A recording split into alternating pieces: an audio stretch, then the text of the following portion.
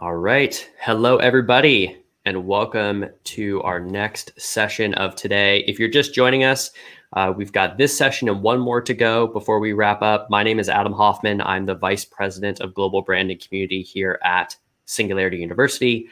Super excited to be able to bring you all this great content. If you've missed any sessions, you can go back and watch the replays. Just click schedule. You can find them all there, and then our team will be sharing lots of links along the way if you want to go back and find even more content. But for this session, we are going to be talking about how AI can be leveraged for the increasing threats of future pandemics. I'm joined by Bradley Twynham, who is a technology strategist with 25 years as an innovator and advisor in the enterprise computing space. He's also on the board of a number of AI medtech startups and one of the largest public health administration organizations in Australia. He's passionate about reshaping the current global health system and utilizing exponential technologies to reimagine a more equitable health system for all. Thanks for joining us. Thanks, Adam. Hey, Adam, just before you go, sure. I noticed that yesterday you introduced everyone to your furry friend. I wanted to introduce everyone to mine. Yes, please. The public face of COVID-19 here in Australia. That's Carly Doggerson, in case everyone's interested. So I thought I'd just make that introduction, seeing as though we're on a dog theme. But also, I just want to ask you a question. I mean, I still am struggling to get this whole toilet paper thing. And I've probably asked over 100 people now, like, if there's one item that you want to hoard during this pandemic, what would it be? I mean, for me, it's coffee capsules. I would kill for coffee capsules. But what would it be for you? Does it have to be practical? Oh, it could be anything. I don't care if it's practical or not. I mean, if I had to choose a practical, I love water, so I'd pick water. But if it's an impractical thing, I will want all the tater tots that I could possibly get because I love tater tots. Nice. And anyone who's listening, if you want to suggest the thing that you'd love to hoard, I'd love to hear it. What I am struggling to see is anyone who I've met so far say I would hoard toilet paper. So maybe this is the conspiracy theory of COVID-19 that we've all been hoodwinked by the toilet paper companies. Possibly. All right. Thanks, Adam. Yeah, you got it. Yeah. So in preparing for this session, I was thinking about how can I put a human face to this discussion around AI. And I was doing some research, and one of the papers I found was a Global Preparedness Monitoring Board report. And the Global Preparedness Monitoring Board, for those who don't know, is a joint organization between the World Health Organization and the World Bank. And they put an annual report together on how prepared we are for health emergencies. And the opening of that report, when I read it, hit me in the face. And I'll read it to you. It says, there is a very real threat of a rapidly moving, highly lethal pandemic of a respiratory pathogen killing 50 to 80 million people. Now, this report was published in September of 2019. Now, I don't know if this particular group of people had some kind of super intelligence in terms of an AI that they were using. I would suggest probably not. Maybe they used a crystal ball. But I think more than anything else, they were trying to make this point to our world leaders.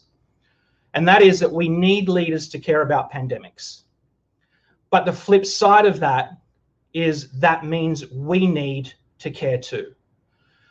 And I want to take that thought into this entire conversation as we talk about artificial intelligence, because if there is one technology that we should be leveraging in pandemics, it's artificial intelligence. Because if there's one thing we've learned through this COVID-19 crisis is every hour counts. But the amazing thing is we now know, and if you didn't know it through the last day and a half, I'm sure you do now, that pandemics are here to stay. They're not going away. And perhaps, you know, in the future, we'll have pandemics that spread faster and have greater impact than this one. This particular graph shows all of the viruses and bacteria that have a potential to outbreak and cause future pandemics. But these are the known ones that we have today. And there are a number of predictors that make this more likely. The massive urbanization, we have the ability to jump on an aeroplane and be anywhere in the world within 13 hours that can spread disease very quickly. We have advances in microbiology and virology, and pathogens could be released either accidentally or deliberately into the ecosystem as a result of that work. So pandemics are a reality of our future, and we do really need to start caring about this. And I'm hopeful that if COVID-19 teaches us anything, it's that an emphasis needs to be on this, to solving for the future and really creating a paradigm shift, particularly within our health system, as to how we deal with these particular crises. But it's not just the health issues, it's also the increasing cost that is going to increase as well. And there are some analysts who are suggesting that with COVID-19, it could cost the global economy in excess of $3 trillion in both social and economic impact. And if you think about that, what's happened with the market so far is probably the tip of the iceberg as we see the ripple down effect of what this particular crisis could mean, both socially and economically, globally, over the next months, if not years, as it unfolds. But what about AI? How has AI been leveraged through this particular pandemic? And it's important with AI that we separate the hype with the reality.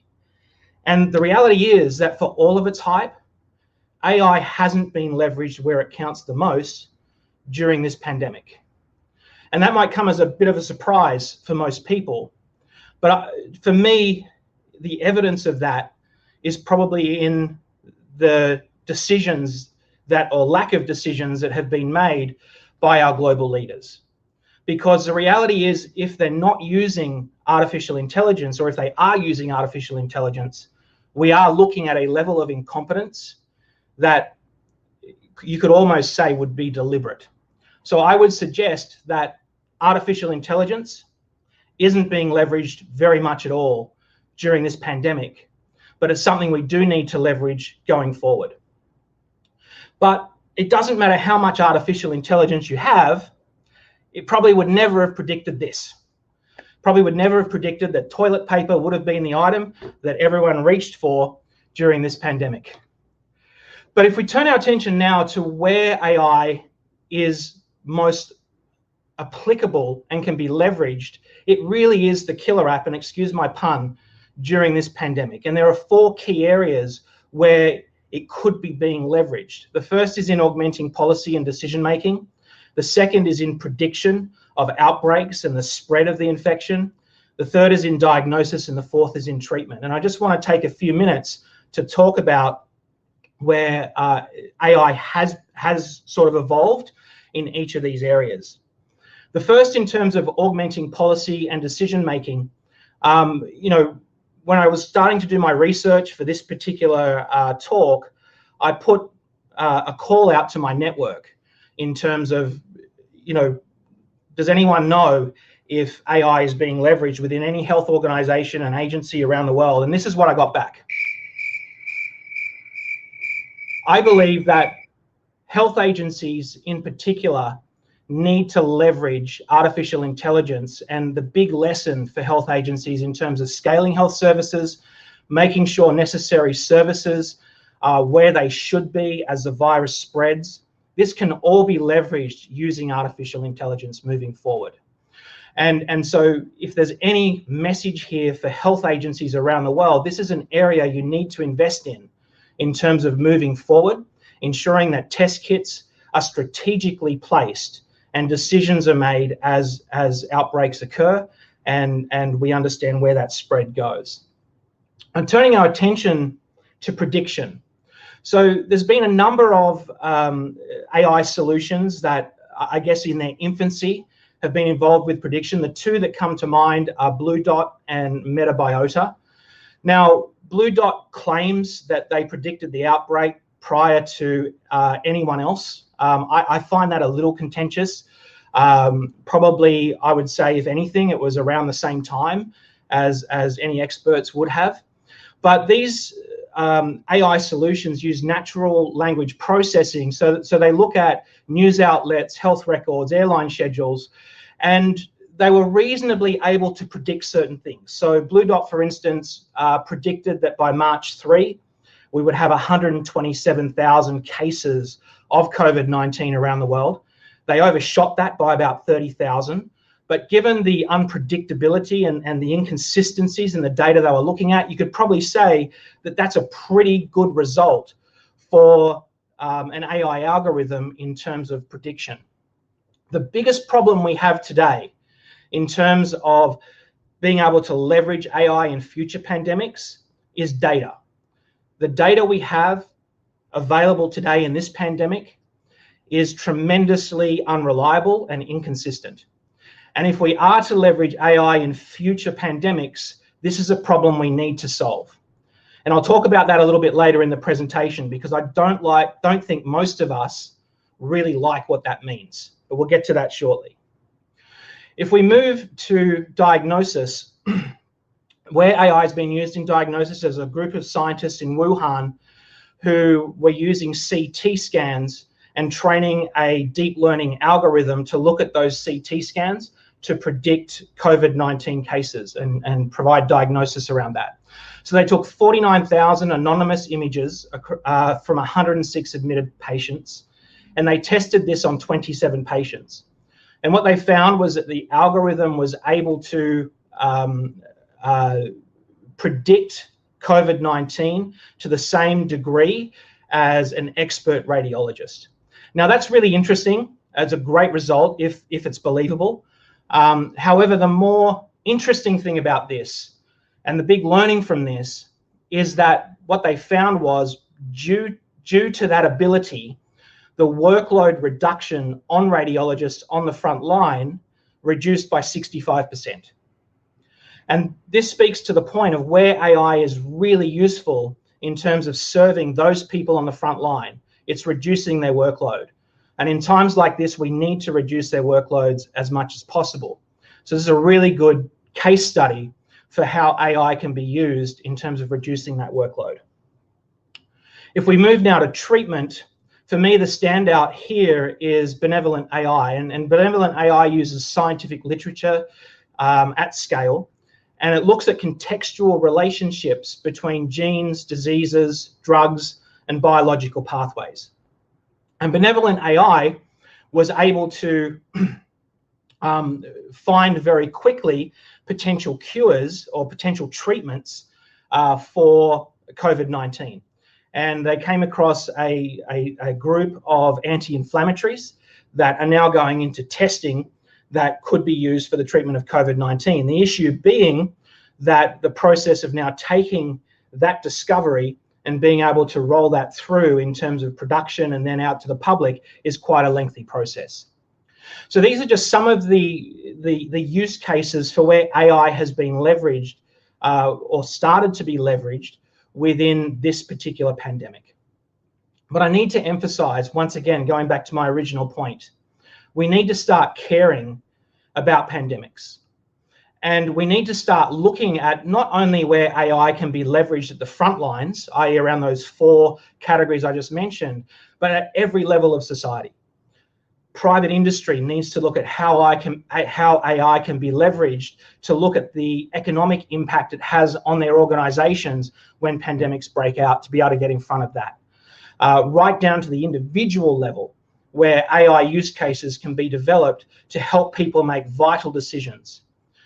Just a little personal story. One of the big challenges I've had over the last couple of days is I chair a school board.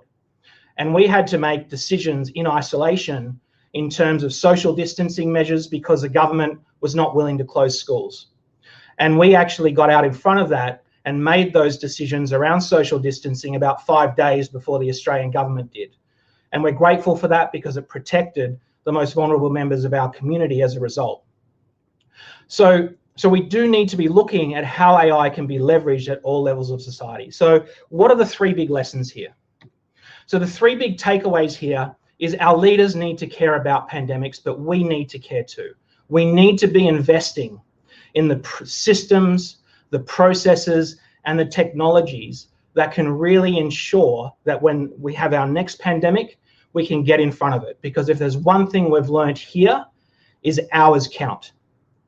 The second takeaway is that AI is not being leveraged in this pandemic but needs to be in future pandemics. But the challenge moving forward is access to reliable data. I think the issue here, though, is that people are not going to like what that means. Perhaps one solution is providing emergency powers for sovereign data to be made available to a central authority during this time. Because even if world governments opened up that data within their own borders, it's not enough for the AI algorithms to be able to work effectively and be leveraged effectively in the case of a pandemic. And in the case of a pandemic, we're all united globally against a common enemy. So this is really important. And I think it is achievable because we can anonymize that data and we can make that data available. But what it requires is a paradigm shift at all levels of society around how data can now be utilized. The third takeaway here is the health administration in particular needs to invest in AI to assist with policy and decision making for future pandemics. And there's a real opportunity here for the health administration sector, if they do invest in AI, to leapfrog many other sectors within its use. So just a closing thought for you. Let's assume that in your isolation at home with Carly Doggerson on your lap, you started thinking, and maybe you thought, if the economic impact of this pandemic was $3 trillion, maybe it's time to reimagine our healthcare system.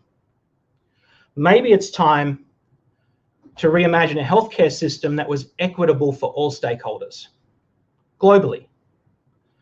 Maybe it's time to reimagine a healthcare system that has a paradigm shift as to who pays and how. Maybe it's time to reimagine our healthcare system where data shifts from being a commodity to being a value creator. Or maybe it's time to reimagine a healthcare system that's intrinsically scalable in times of crisis for those who need it most. I believe that we have the exponential technologies available today that can reimagine that health system. And I'm very passionate about solving this problem. And I'd be very interested to connect with other people who are as well. And so my details are there. If you are passionate about this, if you would like to reconnect, I'd love to hear from you. Thanks for your time, and handing it back to you, Adam, for any questions. Fantastic. Thanks, Brad. I will leave this up. Oh, I was going to leave that up. I'll put it back up. That way people can grab your contact information real quick while we start to pivot into Q&A. So you definitely had some good chat commenting going on over in the right-hand panel. Go back and look through that when you get a chance, Brad, and I will pull up some questions for us. So let's do that. So I'll share some questions. If you're not the best suited person to answer them, totally fine. Just let me know. The most popular question, though, I think goes back to one of your first slides. What are some of the reasons why pandemics are becoming more and more common?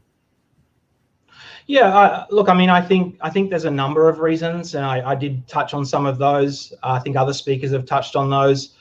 But look, I mean, I think we have a global population now that's fast approaching 8 billion people. There's questions about whether the Earth can sustain that population. The jury is out on that. But if we look at urbanization and the density of people living in very confined spaces within cities, if we look at the advances in microbiology and virology, there are, potential accidents that could occur, or worst case, pathogens being released deliberately into the ecosystem. And I certainly wouldn't say, and there's no evidence for, that COVID-19 falls into that category. Global warming could be a contributing factor, although in the case of COVID-19, it's more attuned to cold environments and warm environments in terms of its effectiveness. So there's some of the big reasons, and I think also the fact that you can jump on an airplane and be anywhere in the world within 13 hours, and that just increases the spread of this globally, as we saw, from Wuhan to Italy and then through the rest of Europe. I mean, with the mobility we have today, it allows these pathogens just to spread at an exponential speed. Yeah, it's a good take on it. And as Brad said, I think there have been at least a couple of these. I think Divya, Daniel, and maybe even Raymond touched on it as well. So go back and check out those recordings in addition to Brad's answer. Another good question that popped up to the top was around cognitive bias. I'm going to take this in a slightly different way. Can you talk a little bit about bias in AI, and then how can we help our leaders leverage data to make better decisions? So there's sort of two questions I think I hear there. The first one I don't really get, which is bias in AI. I mean, there is a reality around that. I think there needs to be a huge study in terms of ethics. I believe one of the big potential new job positions in the future is that of an AI ethicist, particularly in terms of its interaction in the boardroom. It's something I didn't touch on in this presentation, but in other presentations, I touch on the importance of, boards having to rethink their structures and who they have on boards, and this being a very important issue. In terms of AI informing leaders, I mean, as I said in my presentation, the one thing we've learned with COVID-19 is that hours count. Every hour that you're not taking action, every hour that you don't have the available information you need in order to make decisions around social distancing, around what you close, around whether you close schools, around whether you limit people going to bars, or just even the seriousness and speed that this virus is spreading is critical. And I think AI can help us get out in front of this, providing we have reliable data to do so. So to give you an example, if, for instance, we had a central authority that had emergency powers during times like this, and every sovereign state around the world was required to give their immigration data with a tag of cases that were emerging, then we could assemble very quickly using AI algorithms how this thing is spreading and how quickly it's spreading, rather than through numbers that are probably inaccurate, being underreported, and inconsistent. And so that consistency of data is important. But the big thing here is just one country accessing its data to do this, when we are facing something that is a global crisis, is not enough. It needs to be data that's assembled to be able to make decisions at a global level. And I think that's the big takeaway. Yeah, it's been interesting how many of these presentations, no matter what angle people are coming from, it comes back either to, we need the government to do X, or we need some type of global coordination effort across these governments, and ideally both, which has left many people, I think, asking like, okay, well, I'm just one person. What do I do about this thing right now? Absolutely. And I think one of the recommendations that was made by the Global Preparedness Monitoring Board is that the UN needs to step up and become that coordinating body in situations like this.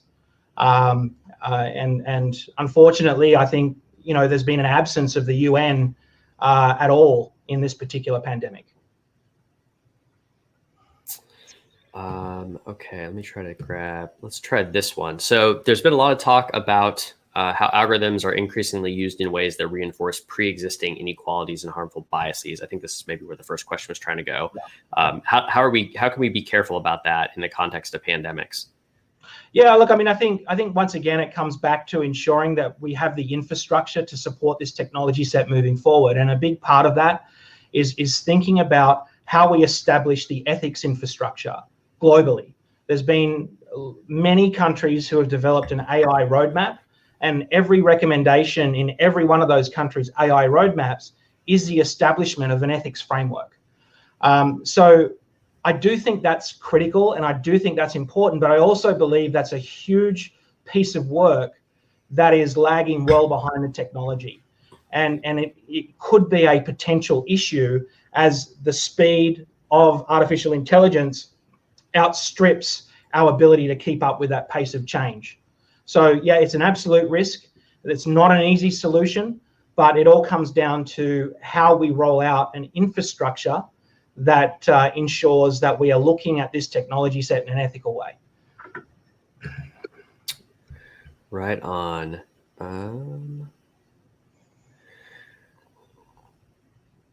Do you know of any websites that have data that people can access if they want to tinker around with it to build their own models? I don't know. No? Okay. Yeah. All right. Well, then let's end on this. I liked where you were going at the end with kind of the healthcare system of the future. And you mentioned a couple things, but at the end of the day, what does an equitable healthcare system look like? Yeah, right. That's a really good question. My definition of that is a healthcare system that everyone is invested into, and every user within that system derives value from, and it contributes to in an equal way.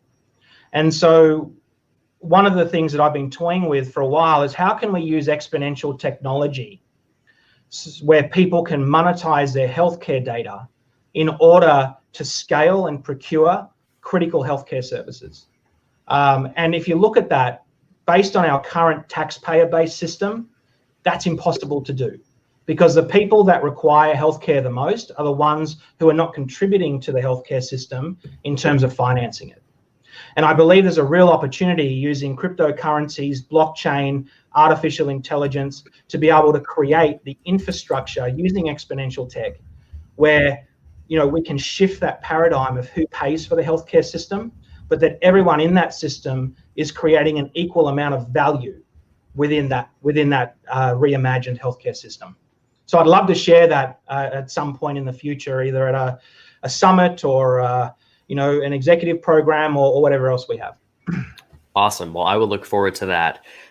Thank you for the time today. Like I said, recommend cruising through the chat. If there's people that you want to respond to later on, feel free, and we'll follow up with some more questions that we can probably get answered and share with the community. But thanks for being here today. Anything you want to add on? No, that's it. Thank you very much. Awesome. Thanks, Brad. Okay, everybody.